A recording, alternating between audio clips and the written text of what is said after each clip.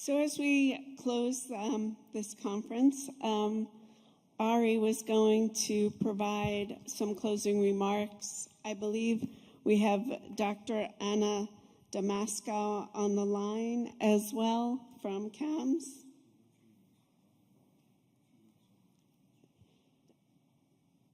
Okay, so thank you very much.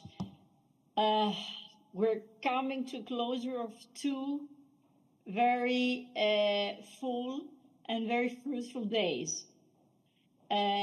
Personally, having been engaged with this topic, with this fight for the protection of whistleblowers for the past 11 years, I couldn't be more grateful to Aris, and I couldn't be more grateful to all the speakers, all the participants who have posed their questions and helped provide light to this topic. What I have to stress and give as a message in conclusion of this conference is first and foremost, I will take it from the other side, the interest of those. Usually we talk about, the protection of whistleblowers, why it is important for whistleblowers to be protected, etc. But I will take it from the other bank of the river, taking into consideration that a whistleblower is meant within a working environment. What is the interest of the public and the private sector in protecting whistleblowers? It's actually protecting their own interests, their own survival, their own reputation. I believe that it should be first and foremost organizations of the public and private sector that they should wish to strengthen whistleblowing protection instead of silencing whistleblowers, in the sense that, first of all, for reputational reasons, I believe they wouldn't want to see their case on the news for the first time before they have become aware in-house of the situation. For some corporations, this might mean, that their stock price goes very low. It might mean that they will close down, etc., due to the reputational consequences of all that. But it should also, first and foremost, be a primary concern, a genuine wish to have a corporate culture of such quality that they aim to boost, to encourage, and to protect whistleblowers in-house for the very selfish reasons of protecting their interests and protecting their survival. Usually, we have, when we're trying, as in my capacity, for example, the past as compliance officer, etc., trying to convince, high management in that whistleblowers should be protected, and facing resistance from management, why do we need more provisions? We have audit, we have external sources like justice or external audits, etc. No. It should be first and foremost the interest of the corporation, be it in the private and public sector, to protect whistleblowers holistically, their career, their life, their family, their well-being. And this is also a message that needs to be taken out of this conference today. We always take the position on the side, and of course we do very well, of the whistleblowers, because they're the ones who suffer. They're the heroes in those cases, the heroes and the victims at the same time.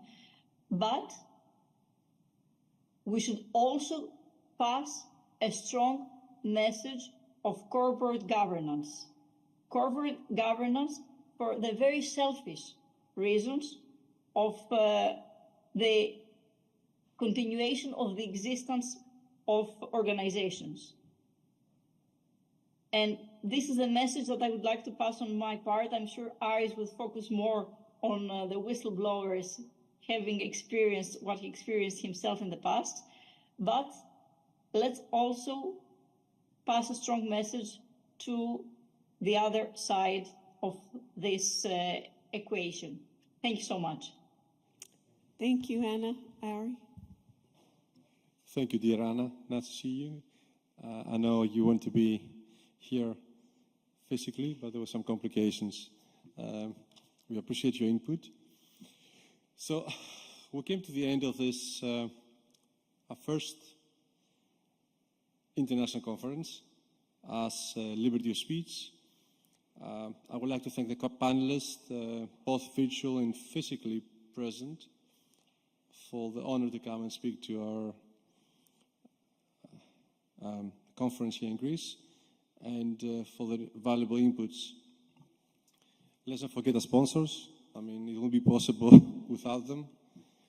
And a special thank to our co-hosting, Whistleblowers for America, who they honor us by coming all the way from the States to share with us their knowledge, their valuable knowledge. Especially, we would like to thank Jackie, Garrick, and Joe for their input. Now, we had, as panelists, journalists, attorneys, judges, social workers, IT experts. We had whistleblowers.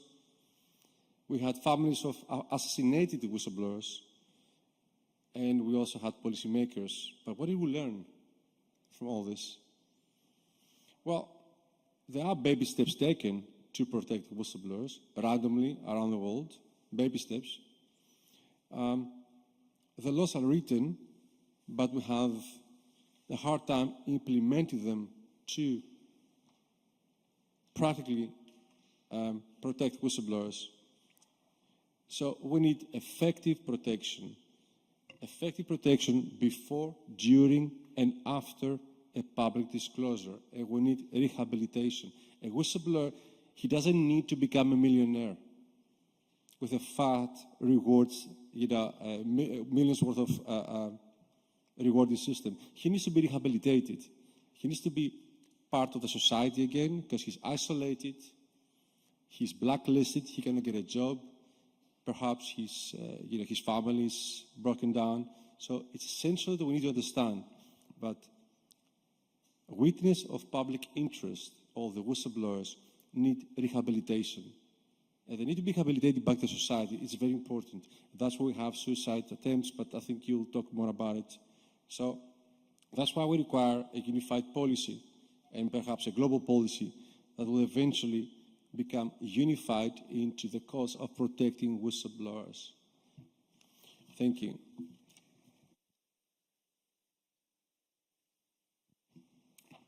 So I always like it when I get to have the last word.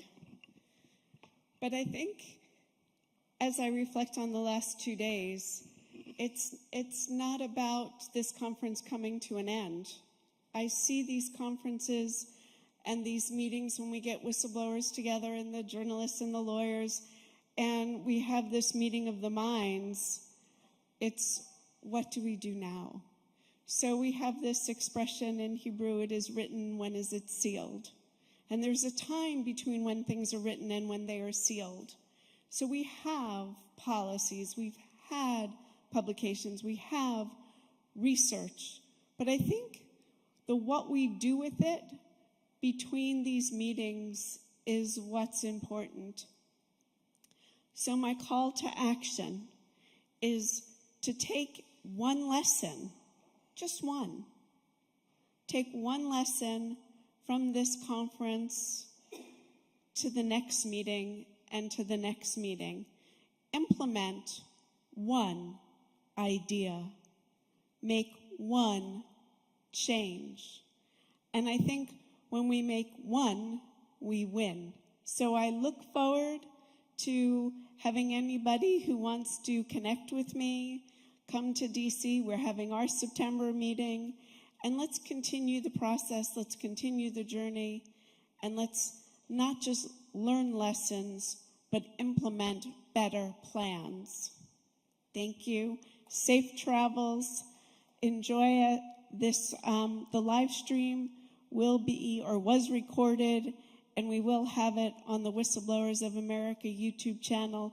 So any piece that you missed or want to rewatch or want to watch for the first time, that's one thing you can do as well.